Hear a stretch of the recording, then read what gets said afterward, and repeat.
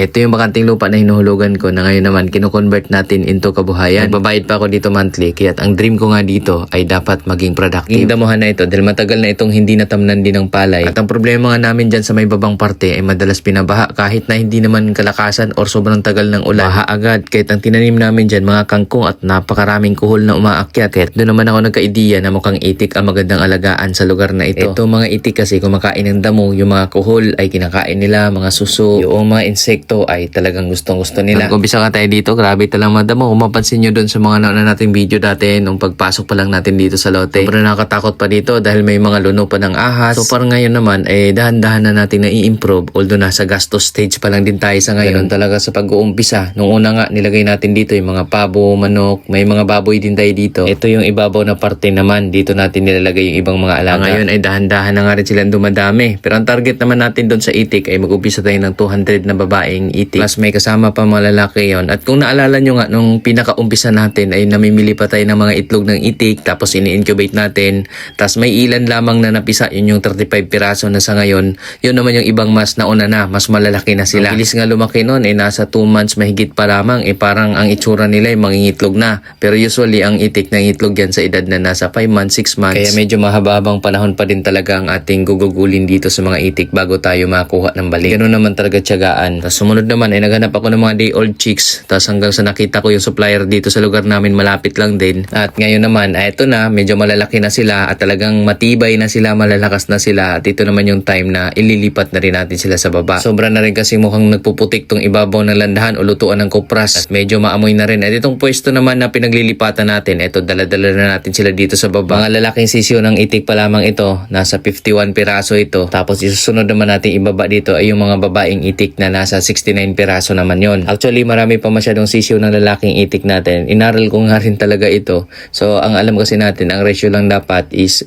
halimbawa, may 8 babae, yun yung goal ko. 8 babae is isang lalaking itik. Yung iba nga, 10 babaeng itik, doon sa isang lalaking itik. Kumbaga, 1:8, then 1:10 sa iba naman. So, sa akin, 1:8 yung aking target kasi nga, napakaraming lalaki. Doon kasi sa pinagbilhan ko, ang binibili lamang, ang binibenta niya lamang ay yung mga babae. No, halagang 75 pesos, tapos yung mga lalaki, nililibre niya na, pinapadala niya lahat kung gusto kong dalhin. So, nanghihinayang naman ako kahit dinala ko lahat, pati yung mga lalaki, kaya pinapalaki na lamang natin. So, dito, pinaghahalo ko na lamang din yung lalaki at babae kasi nga, nung nilagay natin, since yung interlink natin, may mga butas, so may iba lumulusot din pa kabila. No, napadpad sila doon sa area ng mga lalaki, kaya nagsama-sama sila. So, sabi ko ay pagsamahin ko na lang lahat since ganun ang nangyari para hindi nasasakit ang ulo ko. Tapos, ang gagawin ko na lang, bago sila mangingitlog, doon sa age na siguro mga 4 months, 5 months, ay pipilian ko na, babawasan ko na yung mga lalaki. Kasi doon, malalaman naman na natin doon sa mga balahibo nila, kasi yung mga lalaking itik, meron silang curl na buntot, paikot yung buntot nila sa likod at usually sila yung medyo mahina ang boses kumpara doon sa mga babaeng itik. Madali na natin ma-determine doon sa time na yon. So ito na yung pagdadala natin ng mga babaeng itik. Parang siksikan na rin kasi yung mga babaeng itik at medyo maliit yung kanilang kulungan. Tapos may parating pa kasi tayo din mga sisiyo na mas malilit, mga day old chicks na naman bagong labas sa incubator. So kailangan na naman nating ibakante yung ibabaw. May batch kasi yun, depende kung ilan ang napipisang babae. Yun kasi yung kinukuha natin doon sa inorder natin. 200 piraso actually yung sisyo ng itik ang in-order natin. Plus may kasama pang lalaki. Pero goal natin, mas marami pa ang ating alagaan dito. Depende kung ito naman ay mag-success. So tuloy-tuloy natin to. Doon si Babaw, ito na. Fast forward tayo, nakarating na tayo dito. Sa kung saan natin ilalagay. Oh, nandyan na ibang mga itik natin. Sama-sama dito lahat ng mga itik. Yung iba nandyan, oh. Tapos dito may mga nauna natin nilagay. Ayan, oh. Oh, masaya na sila dyan, oh. Takbo na, oh. So ilagay na rin natin tong dala natin ngayon. Papasok na natin para sama-sama na lahat dito. Pinagsama ko na, pinaghalo ko yung lalaki at yung babaeng itik. Oo. Dito natin pakawalan. Pinaghalo na natin kasi pinaghiwalay ko sana kaso kanina humahalo yung iba. Lusot sila doon sa interlink. Kaya ginawa ko, pinaghalo ko na lang.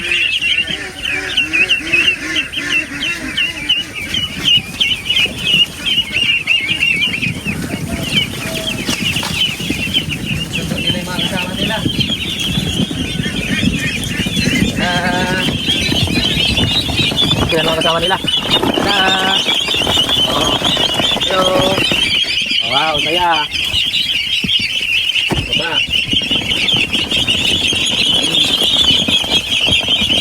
Saya! Oh, ayan na. Sila nang kukumpleto sa mga itik. Ayan na po. Halo na to, mix to. 69 piraso yung babae, 51 yung lalaki. Yun lang, mayroong isang lumusot dun sa labas. Ay lumalabas, tapos bumabalik din naman. Ayan o. So kailangan ko ayusin tong papalibutan ko to. Iba lumalabas dun o sa tubigan. Ayusin pa natin tong kulungan nila. Oh, lumulusot pa rin yung iba. Ito bumabalik din naman. Ayan.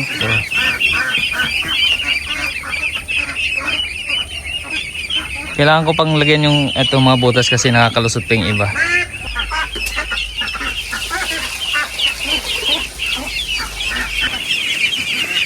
Wala pa po sa kalahati ito. Kailangan pala talaga magtayo-tayo ng housing na nito. Nakakatuwa na silang tingnan.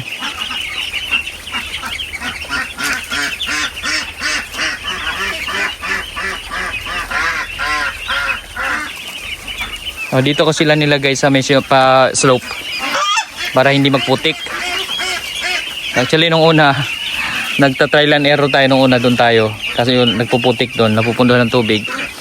Uminom sila na maputik. Delikado kasi makakasama sa kanila. So inadjust ko, nilipat ko yung inuman dito. Hinati ko sa tos dalawa, pinaghiwalay ko yung lalaki at babae. Eh ngayon, pati ako mahirapan, pinagsama ko na. Sinahirapan ako doon. Tapos meron silang tagabantay, gansa. Oh, yun yung kanilang pinaka-tatay dito. Ang leader nila yung gansa. Sa yung tagabantay nila. Ano yung inom na.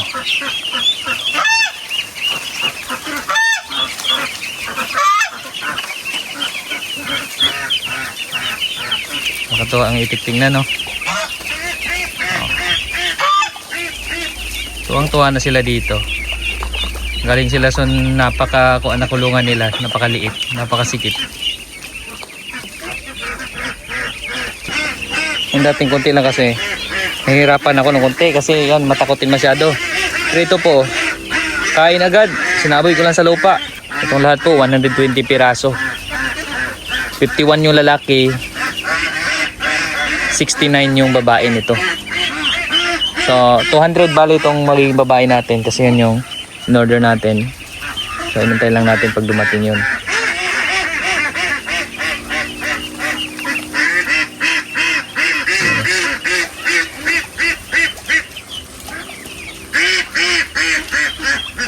Mag-chop tayo ng pagkain para dun sa mga itik natin.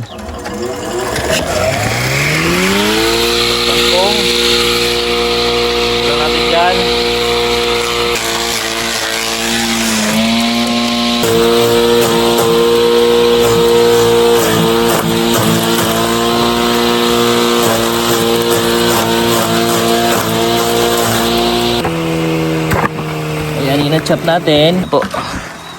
Haluan na lang natin yan ng mga feeds at the rock. Tapos talin na natin doon sa baba. Ubusan na ng tubig.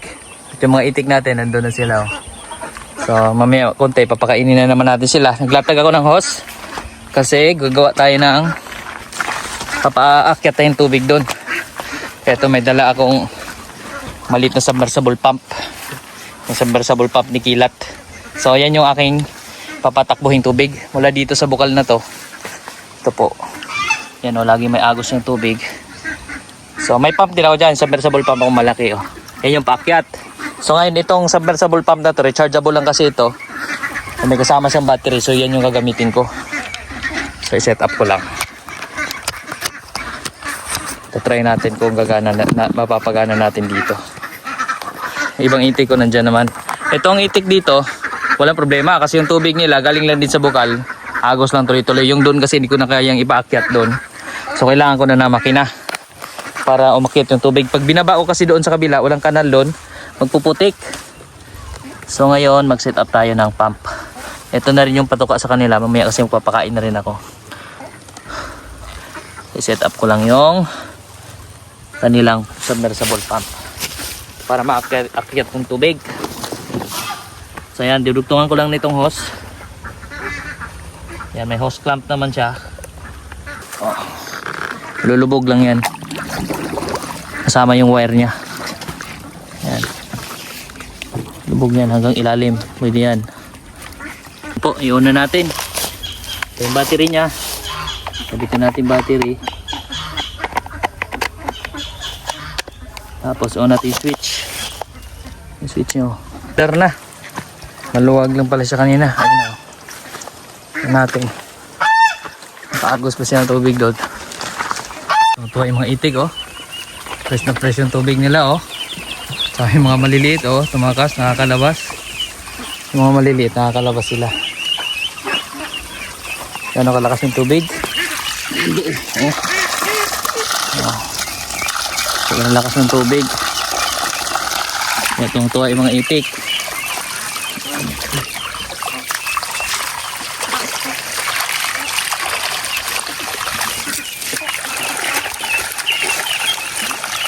Ngayon po ay pakainin naman natin. Oh, ayan o. Marami-rami ito dahil sa dami nila. Kangkong, may pits, darak. Binasa ko lang ng tubig para mag-mix.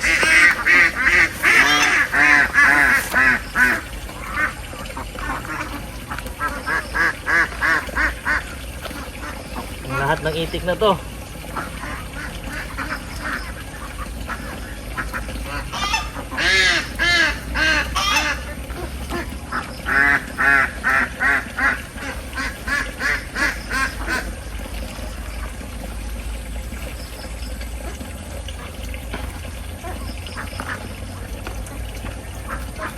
Yan, tara, tingnan natin sila. Unahin mo natin yung sa loob. Ito sila. Ito yung mga malalaki na. Ito yung may ano na. Higit 2 months. Kasi yung nandyan. Nasa mag 3 weeks na siguro. Mag 3 weeks na itong nandito. Ano kan sila?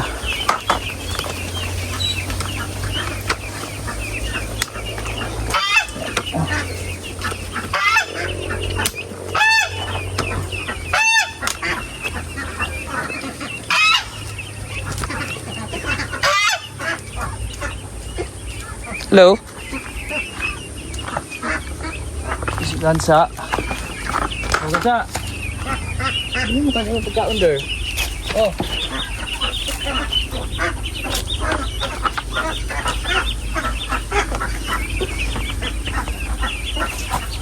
Ito lupa lang, ilalapag lang natin.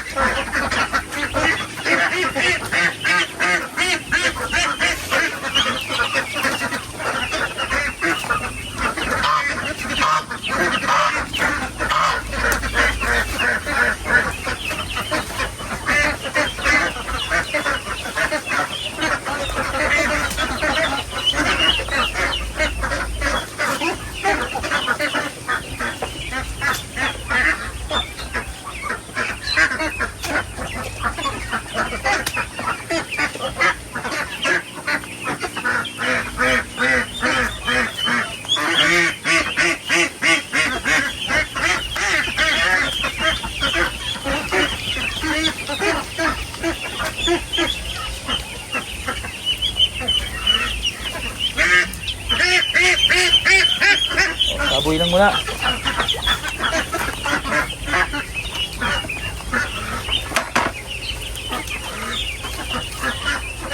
Dito sa kawayan.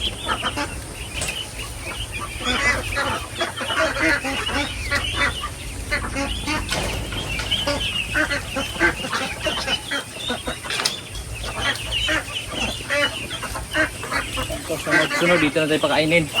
May nagsabi kasi bawal, may nag-suggest sa atin, masama daw pagsasako. Inisip ko, sasaboy na lang. Ganda kasang kumain. So, may saboy at malinis ko naman yung lupa at sila'y unang kuan pa lang nila. Unang sampa dyan. Pero pagka ano na, madumi na dyan, sa kawayan na natin sila pakainin. Lakas na kumain. Pati si Gansa kumakain na rin. Oh. Yan, si Gansa. Si Gansa ang kanilang tagabantay dito. Maingay kasi yan. Mabubulabog pag may hayop na lalapit. Mabulabog kasi. Nag-iingay yung Gansa. Oh, lakas. Oh. Kangkong, darak, pids na may konting mais. Yun yung pakain natin sa kanila. Observe natin kung mabubusog ba sila.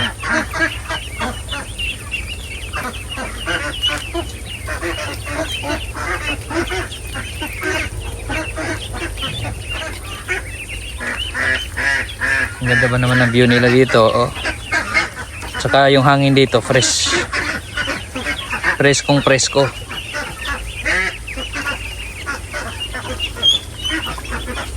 Ayan po, itong age na to kasi, ito na po yung napakalakas kumain, mga 3 weeks, 1 month, ganyan. Up to, ano na yan, up to 4 months, ganyan. Siguro mga 5 months pa. Lalagyan natin ng kangkong yung mga pagkain nila. Kangkong at darak kasi, yun yung time na, ano pa lang, nagpapalaki pa lang sila. Hindi rin kasi sila pwede sobrang taba. Kasi pag sobrang taba, doon nalulumpo. Base doon sa mga natutunan natin sa iba ring mga nag-iitik. Kaya ang pagkain natin, may pids, may darak, may kangkong. So yun yung pinaghalo-halo natin. Yan. Yung lupa naman ay fresh na fresh pa. Wala pang ipot, so pwede pa dyan. Kasi yan din naman yung magiging kuan nila dyan. Kasi papakawalan natin sila dyan sa may palayan. So manguha yan sila ng mga kuhol, mga suso, mga damo-damo dyan. Kakain din yan sila, mga insekto. So yun yung kakainin nila dyan. Oh, lakas. So ngayon, doon naman tayo sa kabila. Itong itik naman sa loob, yung mga medyo malalaki ng itik ang pakainin naman natin. Itong batch ng itik natin dito. Nasa 34 piraso to sila. Pinilang ko. Ano natin? Yan. So, ilipat na natin kainan nila. Hindi na dun sa dati. Wala pala. Hindi ko pala makuha yung kawayan. Sako pa rin pala yung pagkainan ko sa kanila ngayon.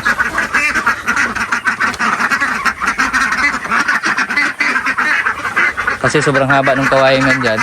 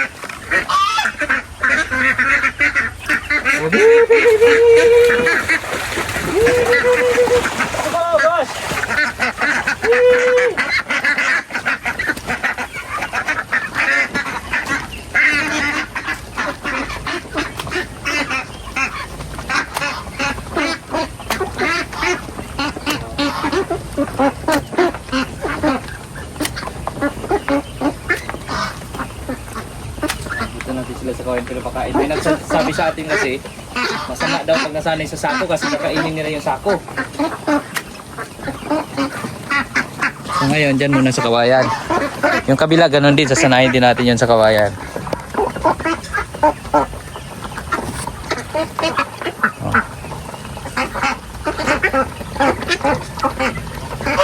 Paano na lang pag yung nandun ganito nakalalaki? Ito 34 piraso pa lang to. Yung nandun, higit 100, may kukunin pa tayong mga sisyon. 200 pa yung babae, may mga lalaki pa. 250, siguro mga 300, abutin mga 300 piraso yung papakainin natin. So talagang mas kailangan pa natin ng kuhan. Sipag sa pangunguha ng kangkong, tsaka kailangan may panggastos pa tayo sa kanila. Lakas, malalakas ng kumain. Pag ganitong age ay lakas kumain, pati yung sa kabila. Tingnan nyo, yung nandun, oh. Ang lakas kumain, oh. Nakakatuwa, pero nakakaluha pag wala kang pagkakapusin tayo sa budget.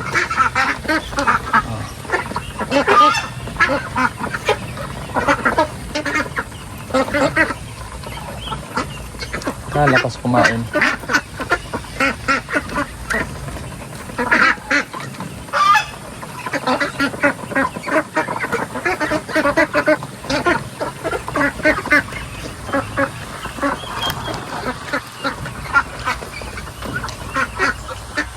Dumi na rin ng tubig dito. Kailangan ko nang palabasin ng tubig dyan. Paagusin ko nga yan. Bawas na yung tubig dyan. Meron pa ba?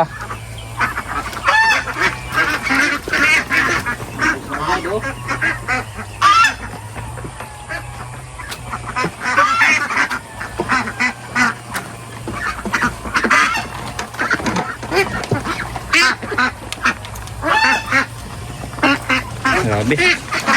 Lakas kumain. Very good.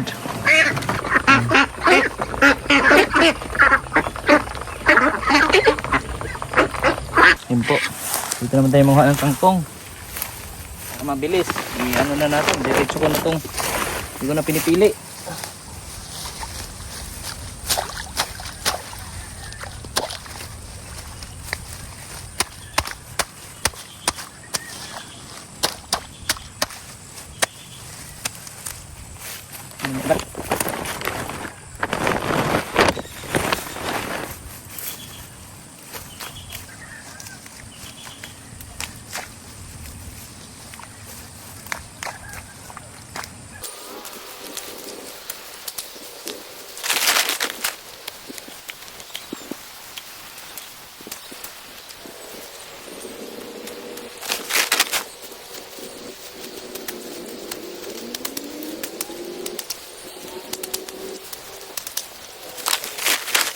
Daming kangkong dito. Nataba. Sa madaming damo. Yan, mga kangkungan. Hindi ko kumuha ng pagkain ng mga alaga. Mga baboy, itik. Kaya may nakuha na tayo. Yan. Tapos meron pa dito marami, oh. Yes, yung ibang alaga, yung mga alaga naman natin nandun, oh. Itip natin. Panay inom. Nice.